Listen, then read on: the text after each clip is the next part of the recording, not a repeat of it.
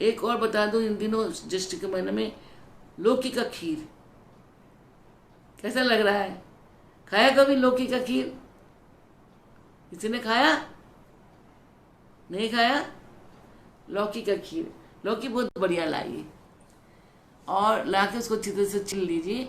उसको कद्दूकस में जैसे हम लोग कोफ्ता बनाते ऐसा घिस लीजिए। नहीं खाया। नहीं खाया तो अब मन लगा के सुनो, मैं जो बता रही हूँ। लौकी को अच्छा लौकी लाना, बीज वाला नहीं, जिसमें अभी बीज पैदा न हुआ, हरी हरी लेना। लौकी को सफाई करके धो के साफ करके अच्छी तरह से साफ कर लो, करके उसको कद्दूकस कर लो। कद्दूकस करके उसको निचोड़ के पानी निकाल दो। उसके बाद थोड़ा पानी में पानी डालो, पानी उबल जाए उसमें डाल दो। डालने के बाद जैसे अब देखो जैसे पक गया, वो अच्छी पक गया तो उसको आप चन्नी में डाल दो। ये पहले करके रखना तैयार। जो चीज़ से आप पकाओगे उस चीज़ को आप एक के बाद एक तैयार रखिएगा, एक के बाद एक डालना है आपको। तो लौकी को जब पानी निकल जाए उसको फिर से दबा लीजिए। फिर उसको आप ऐसे ही बिल्कुल दूध बनाइए जैसे आम का बनाए थे, बिल्कुल उसी तरह से दूध बना लीजिए। और जहाँ आपने चावल का पाउडर डाला था चावल वाला, या उसमें मैदा मैंने कहा ना 1.5 चम्मच मैदा भी डाल सकते हैं।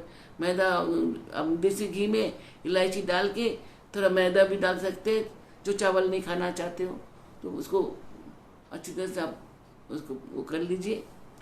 करने के बाद इलायची लाल होगा, फिर मैदा डालिए। मैदा बादामी कलर हो, हर खीर में मैदा अगर डालना चाहते हैं, चावल का पाउडर डालना चाहते हैं, वो बादामी कलर होना चाहिए हल्का।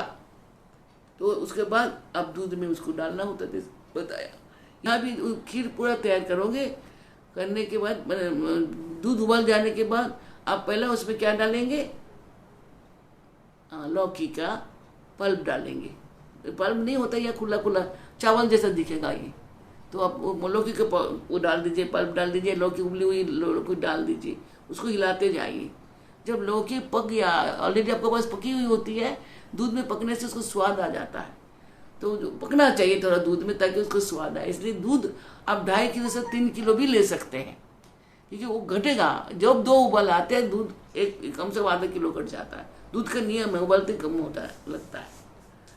तो दूध ज़्यादा भी ले सकते हैं, थोड़ा पतली हो जाएगा, ज़्यादा कुछ नहीं होगा। तो उसका आपने जो पक गया उसमें आपने चीनी डालना है।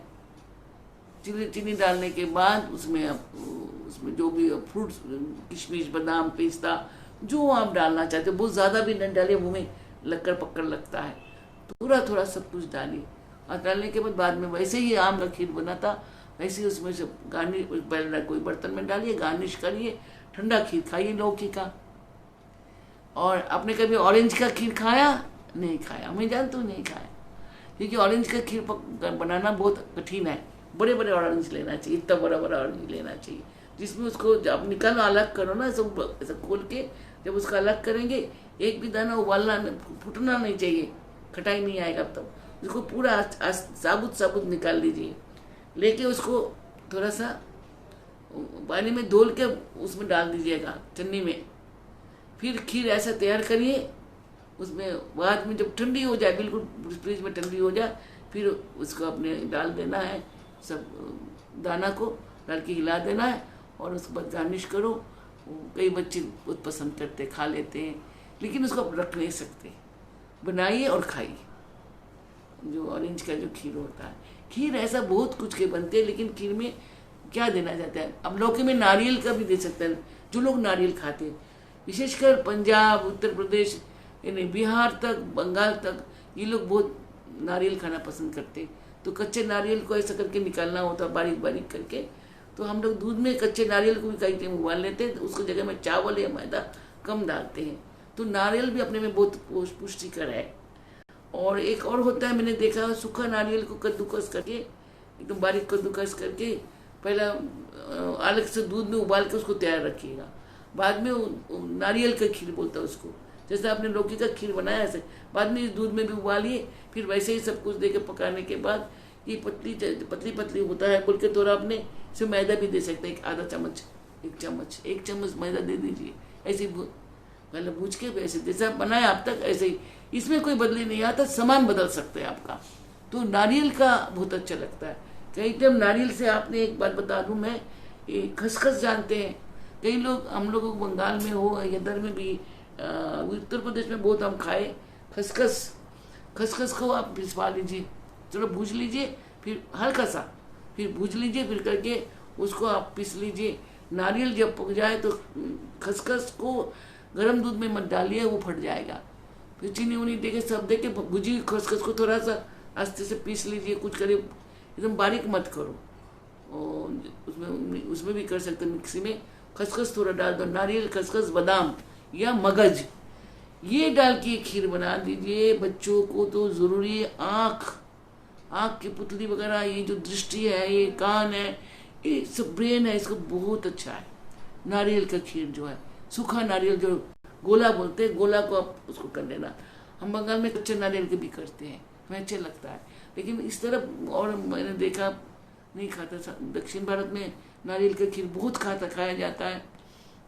महाराष्ट्र में खाते हैं, बंगाल में खाते हैं। इसलिए तो कहते हैं आज बंगाल सोचेंगे तो 20 साल बाद रेस्ट ऑफ इंडिया सोचेंगे। 20 बरस लगता है उनको, जो बंगाल आज सोचता है, क्योंकि बंगाली को सिर में बुद्धि बहुत है। ऐसे साउथ इंडियन के लिए भी कहा जाता है कि ये लोग नारियल को बहुत खाते हैं, हर चीज़ में नारियल खाते हैं हम लोग। बंगाल में सब्जी भी दूध डाल देते हैं, नारियल के दूध से पका लेते हैं। बहुत कुछ नारियल ऐसे भूज के डलवा देते हैं, नारियल को घुगनी बना देता है, छोले में नारियल डाल देते हैं। कच्चा नारियल मुड़मुड़ा के साथ खाते हैं, चिरवा के साथ। कहीं जाना होता है, कच्चा नारियल तोड़वा के उसको ले लिया, तो चिरवा ले लिया, रास्ते में खा के ये लोग। इसलिए बंगाल बहुत नारियल का वो करते हैं, इस्तेमाल करते हैं। नारियल जैसा कुछ नहीं है। बाल बढ़ते हैं, आंखों का ज्योति आते हैं, आपको शरीर अच्छा है, उसमें फैट कम होता है, बहुत अच्छा है। नारियल का खीर, नारियल कच्चा पका जो भी आप खा सकते हो, या सूखी हुई जो आपको गोला मानते हैं। तो ये आज आपको कितना खीर बताया, कुछ याद हुआ?